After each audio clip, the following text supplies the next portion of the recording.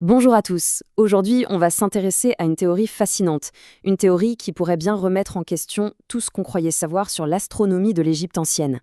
Alors on a tous cette image en tête, n'est-ce pas? L'Égypte ancienne, c'est Ra, le dieu soleil, au sommet de tout. C'est la base. Mais et si cette idée, si centrale dans notre vision des choses, était un peu incomplète?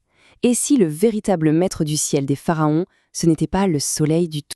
Eh bien, les sources qu'on explore aujourd'hui nous disent qu'une autre étoile tenait la vedette, bien plus que le Soleil. Une étoile qui, pour les anciens Égyptiens, était le véritable pivot de l'univers, le grand horloger du temps et des cycles divins. Alors, regardons un peu cette hiérarchie céleste.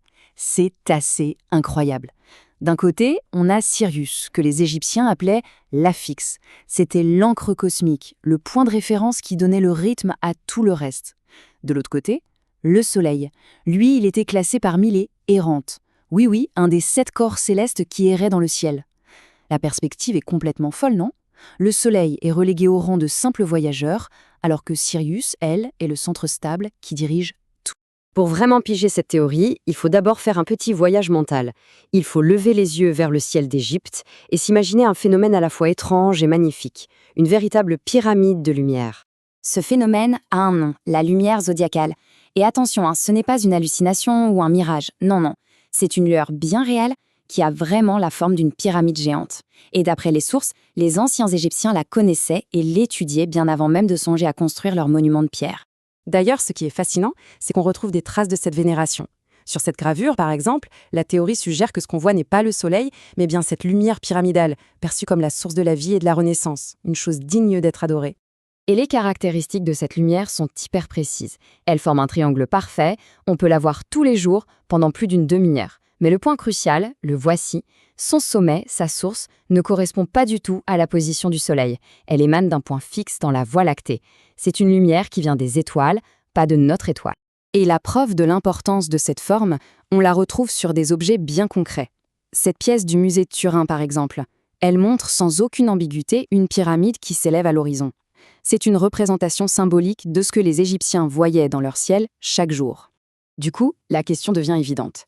Si cette lumière incroyable ne vient pas du Soleil, alors d'où vient-elle? Quel astre pouvait bien être assez puissant, assez divin, pour être considéré comme sa source? La réponse, selon les sources, c'est Sirius. C'est elle, la grande horloge cosmique, qui serait à l'origine de ce spectacle et qui se trouverait au cœur même de la mesure du temps égyptienne. Pour illustrer ça, prenons un exemple très célèbre, le zodiaque de Dendera.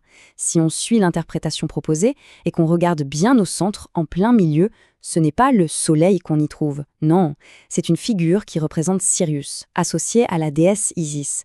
Autrement dit, pour les anciens Égyptiens, Sirius était littéralement le centre de leur univers. Et cette place centrale de Sirius n'était pas que symbolique, c'était aussi très pratique. Ça donnait naissance à un calendrier d'une précision folle, le cycle zodiaque.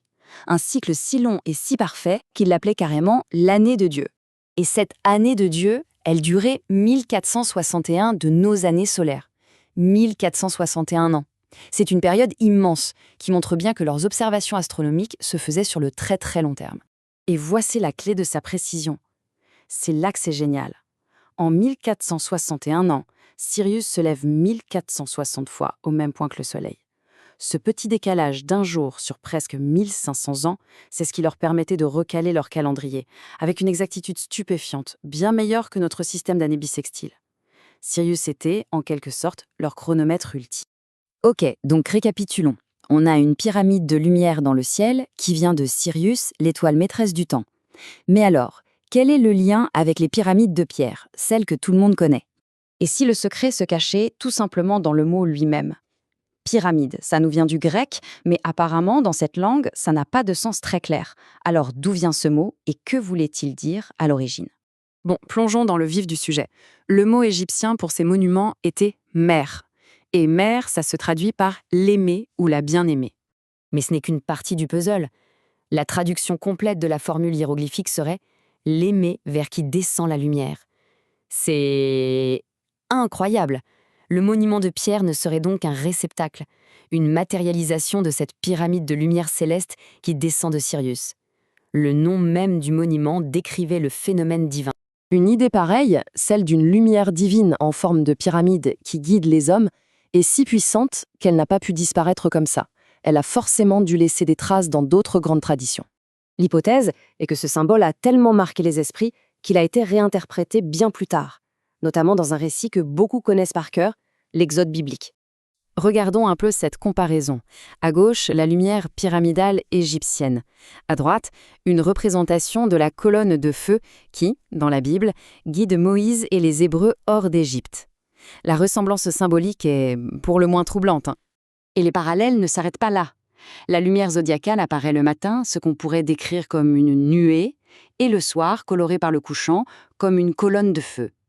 Elle aurait guidé les premiers Égyptiens vers le Nil. Et dans la Bible, une colonne de nuée le jour et de feu la nuit guide le peuple vers la terre promise. Coïncidence ? Selon l'auteur, pas du tout. Ce serait plutôt la rémanence d'un très ancien savoir égyptien. Tout cela dessine l'image d'une cosmologie égyptienne bien plus complexe et centrée sur Sirius qu'on ne l'imaginait.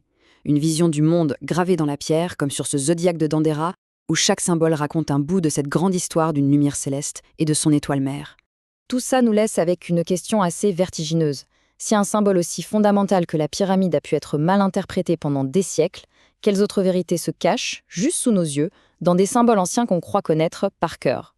La réponse peut-être est elle aussi écrite dans les étoiles.